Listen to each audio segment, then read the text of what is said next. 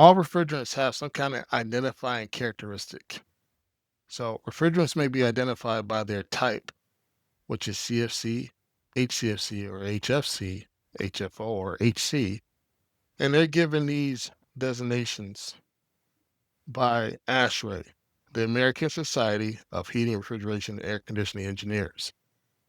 ASHRAE assigns a R number, which stands for refrigerant, plus a designation given to the refrigerants by ASHRAE, which describes the refrigerant molecules. ASHRAE also has classifications for refrigerants that describe their safety, and these classifications are important to the HVAC technician. The classification has two parameters to it. Number one is the safety as far as toxicity, and that's represented by A and B. When a refrigerant has an A designation, that means it's relatively safe. And when it has a B designation, that means that it is toxic to humans.